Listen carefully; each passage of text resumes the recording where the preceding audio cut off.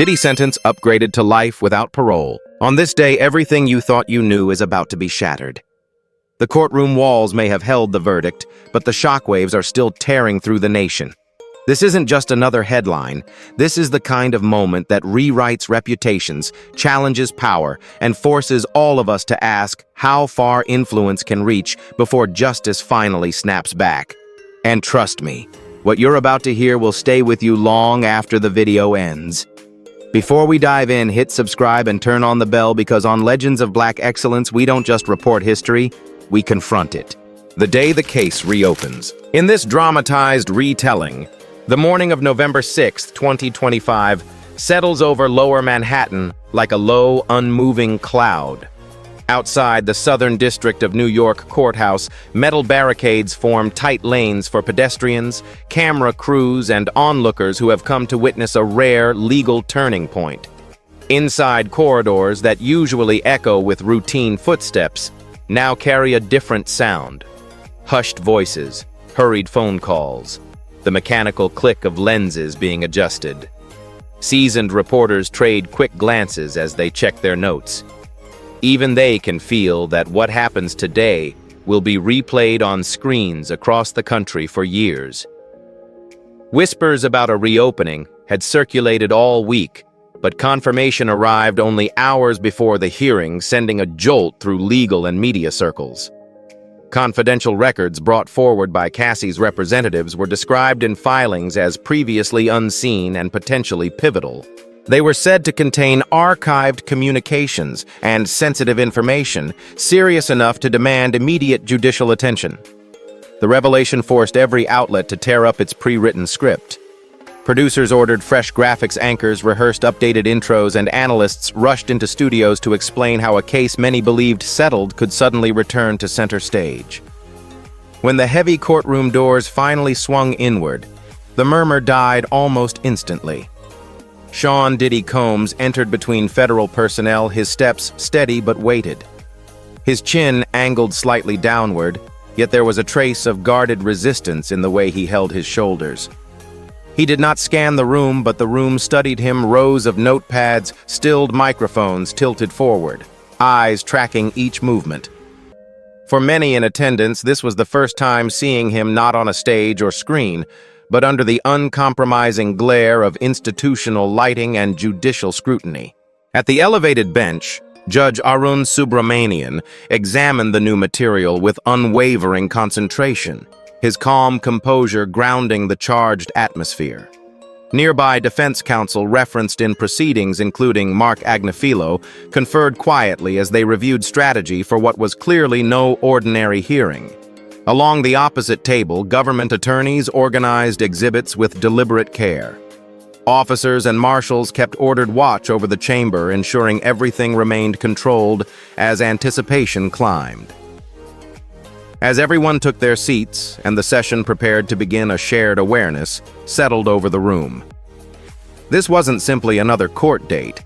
It was the opening move in a process that could ultimately transform a 50-month punishment into a life-defining judgment. Secret files hit the court. The atmosphere inside the chamber thickened as the lead prosecutor rose from his seat carrying a heavy black folder stamped with the unmistakable seal, "Federal Evidence Restricted."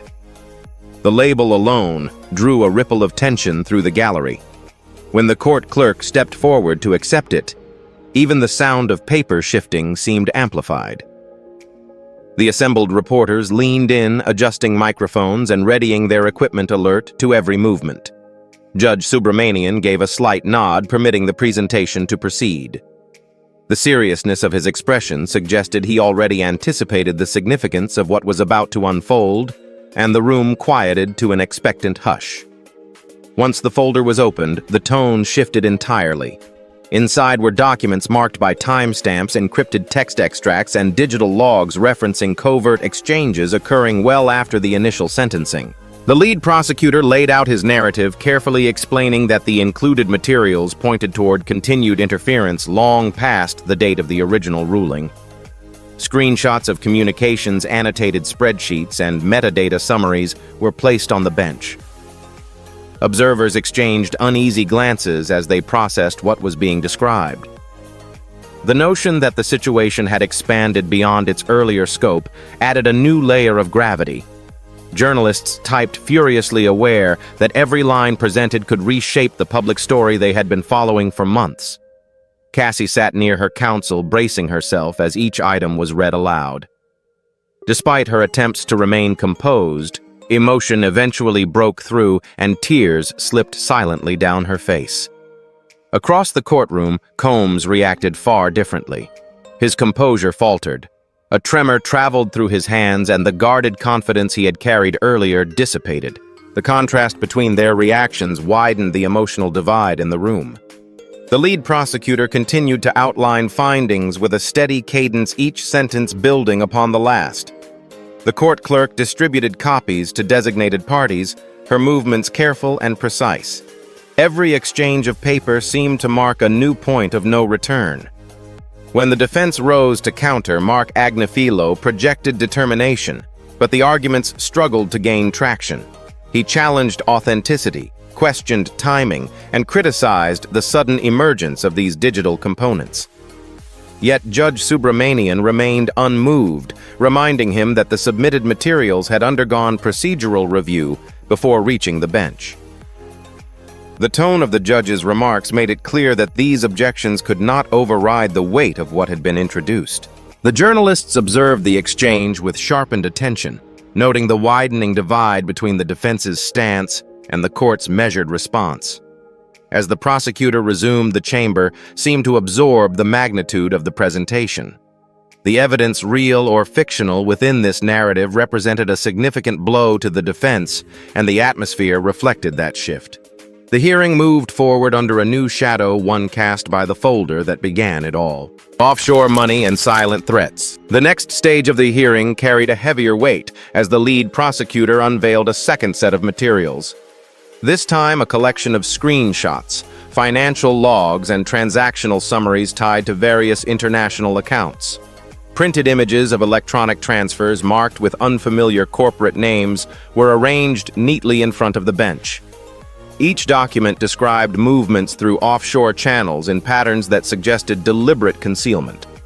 Accompanying the financial records were fragments of text exchanges extracted from archived devices, showing terse instructions about erasing contacts, redirecting funds, and preventing further inquiries.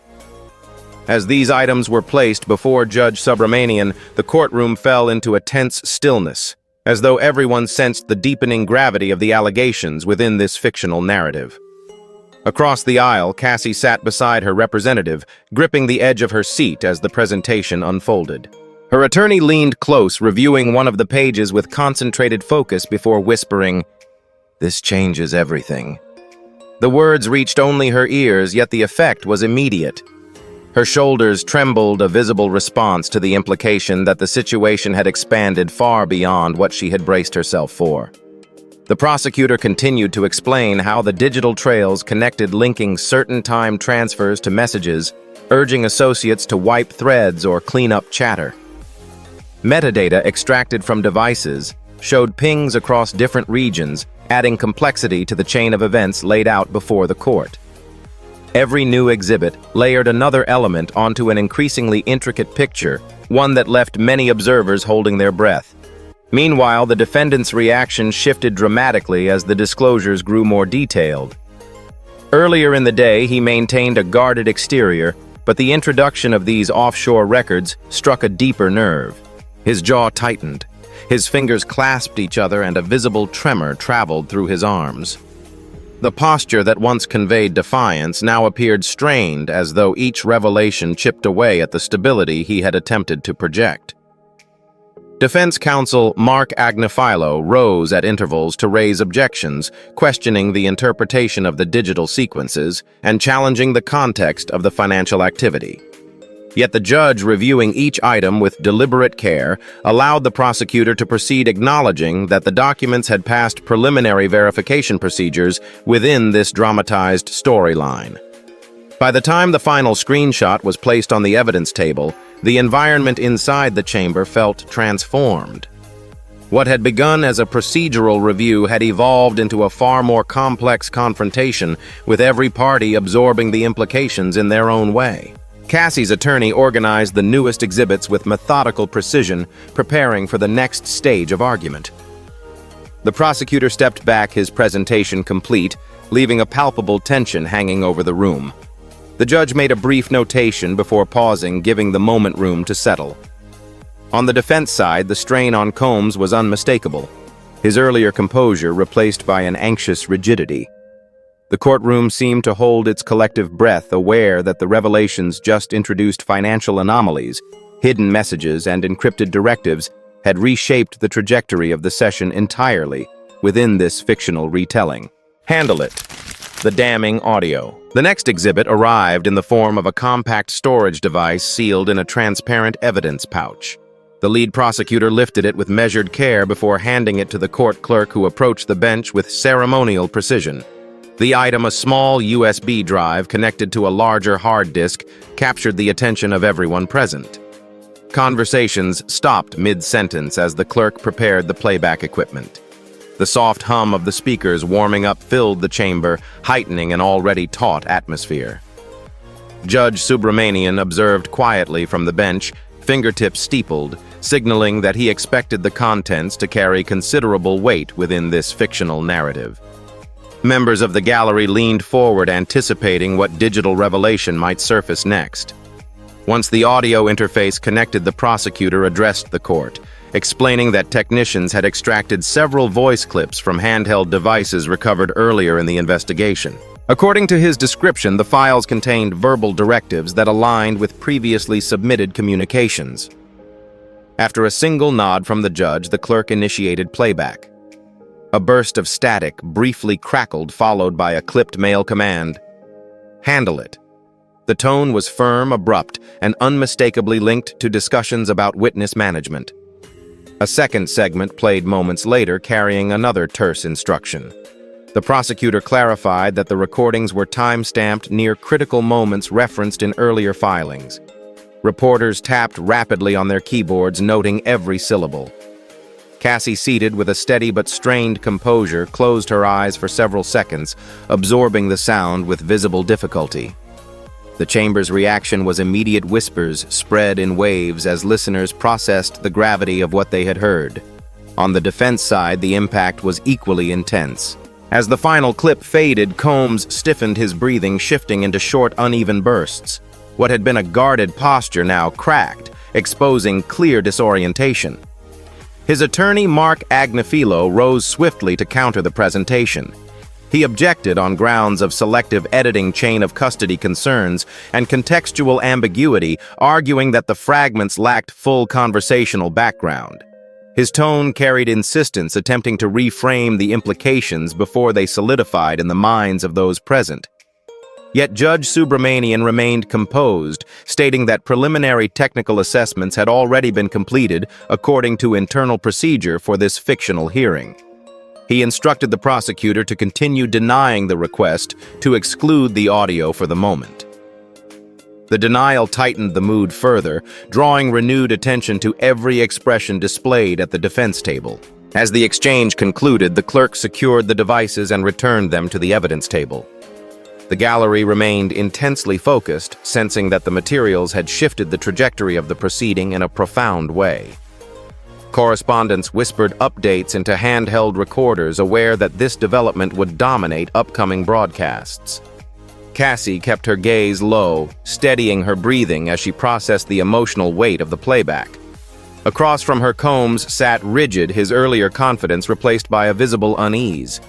The judge made a brief notation signaling that the hearing would continue under the shadow of what had just been revealed. Within this dramatized retelling, the audio presentation left the room suspended in a new and deeper tension, as though a turning point had just been crossed and no one could retreat from its consequences. Buying silence. Burying truth. The next sequence of the hearing unfolded as the lead prosecutor approached the center of the courtroom with a new collection of documents. These materials, neatly organized in color-coded folders, outlined a network of monetary activity routed through entertainment entities that operated like layered shields. According to the presentation within this fictional narrative, the transfers were disguised as operational expenses, touring reimbursements, and creative consulting fees. Yet when examined closely, The patterns revealed a series of deposits moving toward individuals connected to the broader inquiry. The prosecutor guided the court through each ledger, highlighting repeated spikes in payments that aligned suspiciously with key dates already entered into the record. Charts projected on the monitor offered a visual timeline, prompting the room to lean in collectively. Cassie listened from her side of the chamber, her attorney positioned beside her, reviewing each page with careful attention. The attorney's fingers tapped lightly on a legal pad whenever a new entry flashed on screen, particularly those showing sudden surges in compensation through subsidiaries. The atmosphere around them grew increasingly heavy as the prosecutor explained that the transactions appeared designed to create distance between the original source and the eventual recipients. Cassie kept her focus on the bench, absorbing the explanation with quiet determination. Her representative whispered clarifications at intervals, interpreting specialized jargon and pointing out irregularities in the audit trail. Though silent, her reaction was unmistakable, an internal bracing against the growing weight of what the courtroom was hearing. Across the aisle, the defendant's expression shifted as the financial diagrams grew more elaborate. His breathing quickened, shoulders tightening each time a new exhibit was displayed. When the prosecutor finished laying out the sequence, he leaned toward the microphone and offered a strained remark. "Everyone wants a piece of you." The words, spoken with a mixture of frustration and disbelief, hung in the air longer than intended. Defense counsel Mark Agnifilo rose promptly, attempting to soften the impact by reframing the remark as an expression of stress rather than an admission of anything specific. He argued that the financial flow was consistent with the complexities of high-profile business operations. But the courtroom sensed the rising tension at the defense table, as Agnifilo fought to redirect attention away from pieces of information that were already shaping the court's perception within this fictional telling. Judge Subramanian, absorbing both the exhibits and the attempted explanations, leaned slightly forward. His voice remained calm, yet carried a piercing directness that quieted even the faint rustling in the gallery. He posed a series of sharply focused questions, challenging the plausibility of the explanations offered and probing the rationale behind the layered payment structure.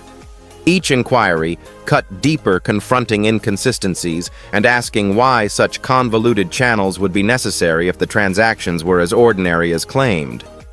When Combs attempted to answer again, the judge's follow-up pressed so precisely that the defendant fell silent, unable to offer anything further.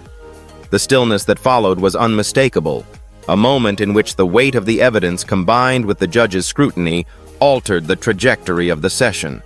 Within this dramatized scene, the chamber recognized that the day's developments had shifted the balance entirely, leaving every participant aware that the case had entered a more defining stage.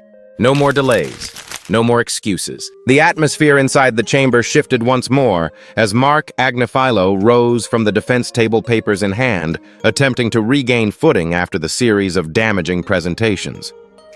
His request was direct. He petitioned for a delay, arguing that the volume of newly introduced material required additional time for proper review.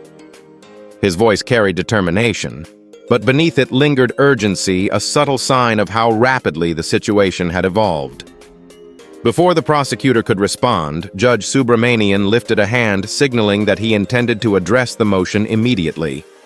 The court fell quiet, waiting for the ruling that would dictate the next movement of the hearing within this fictional retelling. The judge's response was decisive. He reminded the defense that the proceedings had been scheduled with ample notice and that the supplemental items had already passed procedural thresholds. His tone remained measured yet firm, leaving no room for ambiguity. The motion for postponement was denied outright. A murmur rippled through the gallery as Agnifilo returned to his seat, adjusting his files with palpable frustration. Cassie, seated across the aisle, observed the exchange with a steady gaze, sensing that the momentum had shifted yet again. Her focus remained fixed on the bench, absorbing every inflection of the judge's reasoning. The prosecutor prepared to continue organizing additional folders that had yet to be presented. Under the weight of the moment, Combs leaned forward and broke his silence with a strained declaration, "They were coming for me." The outburst carried a mixture of fear and defiance, shifting dozens of eyes toward him. Before any reaction could take shape, Judge Subramanian addressed him directly. His reply was crisp, cutting through the tension with unmistakable clarity. He reminded the defendant that personal perceptions did not override procedural integrity, nor did they negate the seriousness of the issues before the court. The strength of the judge's words created a jarring contrast to the plea offered moments earlier. Cassie pressed her hands together slightly tighter, witnessing the exchange unfold with heightened awareness of its emotional weight. Sensing the opening to move forward, the lead prosecutor stepped to the lectern with a new set of exhibits: digital vouchers and financial summaries, dated immediately after October 31st, the day the appeal had been filed. The documents, laid out with meticulous precision, suggested continued payments routed through familiar channels, contradicting earlier claims of compliance. Each page added another layer to the growing narrative of ongoing activity. The judge reviewed the entries with unwavering concentration, his expression deepening with each confirmation of timing. Agnifilo attempted to interject, but the court's direction remained fixed, allowing the presentation to proceed uninterrupted. The chamber absorbed the implications, the timeline, the transfers, and the persistence of the behavior described within this fictional scenario. By the time the last sheet was placed on the table, the path ahead felt irrevocably altered, and every participant understood that the hearing had crossed a threshold from which there was no return. The whistleblower's USB. The tension inside this courtroom deepened as Cassie's attorney rose from her seat holding a small evidence pouch. Unlike the earlier presentations brought forward by the prosecution, this submission originated from an unexpected source. She explained that the device, a compact USB drive, had been delivered to her office overnight by someone formerly employed within the defendant's inner circle. Inside, she said, were stored conversations and email threads that appeared to capture internal exchanges relevant to the ongoing inquiry. When the pouch was handed to the court-martial and carried toward the bench, the room shifted into a cautious silence. Judge Subramanian inspected the sealed container with careful attention before instructing the clerk to prepare the playback equipment for the chamber. While the equipment was arranged, Cassie kept her gaze fixed on the table before her, bracing herself for what might surface. Her attorney standing beside her spoke only to clarify the origins of the material and to affirm that a forensic team had already submitted preliminary authenticity reports for the court's consideration within this fictional scenario. The folder of supporting documents was placed beside the judge, who reviewed the first few sheets with deliberate focus. As he did, a subtle unease rippled through the gallery, where several observers exchanged speculative glances. The weight of an unidentified insider stepping forward added a new dimension to an already turbulent hearing. Before the judge could authorize playback, Combs suddenly erupted in protest. He pushed forward in his seat, voice rising as he shouted, "That's fake!" His reaction sent a jolt through the courtroom. Marshals stepped closer in response, prepared to intervene. Judge Subramanian addressed him swiftly, warning that any further disruption would result in removal from the room. The firmness of the admonition restored order almost instantly. Defense counsel Mark Agnifilo attempted to absorb the shock of the outburst, urging his client to regain control, while simultaneously arguing that the provenance of the device required closer evaluation. Nevertheless, the judge maintained his prior direction, noting that the court would review the contents under established procedural guidelines. Once order had been restored, the clerk initiated the audio file stored on the device. A brief crackle of static filled the room before a voice emerged, low, sharp-edged, and direct. The message carried instructions that within this dramatized account suggested pressure on individuals tied to earlier testimony. The clip replayed the directive with unsettling clarity, prompting a visible reaction in the gallery. Cassie's posture tightened, her breathing measured, as she absorbed each word. The marshals remained positioned near the defense table, monitoring for any further disruption. As the recording concluded, the judge made several notes and directed the clerk to catalog the file for later analysis. The courtroom seemed to hover in a moment of collective stillness, aware that the new submission had altered the emotional and procedural landscape of the hearing. Within this fictional retelling, the arrival of the USB drive marked yet another dramatic escalation, deepening the gravity of the unfolding proceedings. Judgment draws near. The final audio clip faded into silence, leaving the chamber suspended in a tension so dense it felt physical. Judge Subramanian sat motionless for several seconds, his expression unreadable as he reviewed the notes before him. Then, with a firm lift of his head, he delivered the sentence the entire room seemed to anticipate, yet dread. "This court has heard enough." The statement struck with unmistakable finality, cutting through the heavy atmosphere like a blade. The marshals repositioned near the defense table, anticipating the next instruction. Cassie inhaled slowly, her composure steady, yet visibly burdened by the weight of the moment. The judge's tone made clear that the presentation phase had concluded and that the proceeding was shifting toward its most critical stage. The declaration traveled beyond the chamber almost instantly. Reporters stationed in the hallway received alerts from colleagues inside, prompting a frenzy of movement just outside the doors. The moment the words reached the street, the media presence exploded into activity. Correspondents rushed toward cameras, adjusting microphones and speaking urgently into earpieces as they prepared live updates.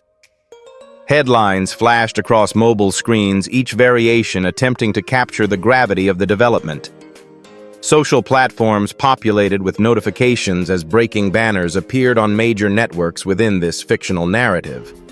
The building's exterior transformed from a static crowd into a sea of movement, reflecting how rapidly the information circulated among those waiting for updates. Inside, the defendant's reaction contrasted sharply with the commotion outside. The accumulation of recordings, documents, and statements seemed to weigh heavily on his posture. He lowered his head toward the table, shoulders collapsing inward as though the air had been knocked from his chest. The earlier attempts to maintain steadiness had dissolved, leaving behind a quiet resignation. Marshals approached more closely, prepared to escort him out for the scheduled recess. Cassie watched the scene unfold, her eyes following every subtle shift. Though she did not speak, her expression carried a mixture of exhaustion, resolve, and caution, an understanding that the process had entered a decisive phase but was not yet concluded. When the judge announced a brief break before moving forward, marshals signaled the defendant to stand. He rose slowly, each movement marked by fatigue. As he was guided toward the side door, he paused for a fraction of a second, head still bowed, before continuing with the officers. Reporters inside typed frantic summaries as the recess began, their reflections illuminated by the glow of laptop screens. Cassie remained seated, arms folded gently, gathering her breath before the next stage of the hearing resumed. Judge Subramanian gathered his papers and exited through the rear door, leaving behind a chamber steeped in awareness that the proceeding was about to reach its most consequential point within this dramatized retelling. The transition toward sentencing had been formally set in motion, and everyone present understood the magnitude of what was coming next. Legacy versus lives. When the recess ended, the courtroom doors opened once more, and the marshals escorted the defendant back into the chamber. His steps were slower than before, as though the weight of the earlier presentations had settled onto his shoulders. The benches filled again with observers, each returning to their place with a sharpened focus. Cassie sat poised, hands resting gently together, watching the room realign itself for the next phase. The prosecution team organized additional binders at their table, conferring in low tones as they anticipated renewed arguments. Judge Subramanian re-entered with calm authority, taking his seat as the atmosphere tightened in anticipation of what would come next within this fictional narrative. Almost immediately, defense counsel Mark Agnifilo rose with a renewed request. He argued that the accumulation of evidence introduced earlier required another delay to evaluate, fully insisting that fairness demanded further time. His voice projected composure, but beneath it lingered the urgency of a man running out of options. The prosecution objected swiftly, emphasizing that the information presented had been prepared according to the court's schedule, and that additional postponements would serve no legitimate purpose. Cassie observed the exchange, her expression unwavering as she listened to both sides reposition their strategies. The gallery leaned in, drawn to the tension that crackled between the tables. Judge Subramanian's response came after a measured pause. His tone, steady and deliberate, conveyed finality even before he spoke the ruling. The motion was denied once again. He elaborated that the court had already extended reasonable allowances and would not entertain further interruptions. Then, in a line that would echo far beyond the courthouse walls within this dramatized account, he delivered the words that defined the moment: legacies do not outweigh lives. The sentence fell over the room with unmistakable force, silencing even the faint rustling of notepads. Cassie exhaled, slowly absorbing the power of the statement, while the prosecution straightened their files with renewed confidence. The defense table, by contrast, absorbed the shift with visible strain. The defendant reacted with a mixture of disbelief and quiet frustration, eyes fixed on the bench as though searching for a different outcome. His attorney attempted to speak again, but the judge raised a hand, signaling that the court had moved past the stage for repeated motions. The proceedings resumed under a new clarity. There would be no further delays, no additional opportunities to stall. Silence spread through the chamber, the kind that accompanies irreversible transitions. Cassie's gaze remained forward, steady and solemn, recognizing that the path toward resolution had finally been set. The prosecution prepared their next steps while the judge reviewed his notes with calm precision. As the session continued, it was clear to everyone present that the balance of the hearing had shifted decisively, and the conclusion drew nearer with every breath. Life without parole. When the courtroom settled again, the air felt heavier than before, dense, charged, brimming with the gravity of what was about to unfold. Judge Subramanian returned to the bench carrying a single document, its pages crisp and thin, yet symbolically immense. The gallery stilled as though sound itself had retreated to the farthest corners of the chamber. Cassie wiped at her eyes, steadying herself, her breaths shallow but controlled. The reporters positioned along the back wall raised their devices, aware that this moment would shape the narrative of the day within this fictional account. The judge adjusted his glasses, glanced at the defendant, and began reading the court's final determination, his voice firm and unwavering. The defendant's posture stiffened almost immediately. As the judge outlined the findings, each infraction, each violation, each conclusion drawn from the extensive presentations, the tension at the defense table became palpable. Mark Agnifilo leaned in, whispering urgently in an attempt to calm him, but the effort faltered. The judge continued with deliberate pacing, ensuring every word landed with the weight it deserved. Cassie pressed a hand against her sternum, bracing for the outcome that had seemed inevitable yet still overwhelming. Reporters typed rapidly, capturing each phrase as though transcribing history in real time. The chamber narrowed around the judge's voice, drawing every listener deeper into the finality of the ruling. Then came the decisive line. The court, he said, was imposing the most severe penalty available within this dramatized narrative: life imprisonment, without the possibility of parole. The declaration hit the room like a physical force. Gasps rippled across the benches. Cassie covered her mouth as tears spilled freely down her cheeks, a release of years of strain compressed into a single moment. The defendant lurched upward, his voice cracking as he shouted, "I built this city." The cry echoed off the marble walls, raw with disbelief and fury. Marshals immediately closed in, gripping his arms as he struggled against their hold. The outburst reverberated through the chamber long after he had been steadied. As the marshals guided him toward the exit, he continued to call out, each protest sounding more desperate than the last. The judge struck his gavel, once restoring order, with a resounding crack. Cassie bowed her head, overwhelmed by the magnitude of what had transpired. Reporters rushed out of the chamber, speaking frantically into microphones as they announced the breaking headline, "Life without parole." Outside, the media erupted with activity, broadcasting updates to every major outlet in this fictional retelling. Inside, the judge closed the file with quiet finality, and the courtroom settled into a silence so profound it felt like the closing of an era.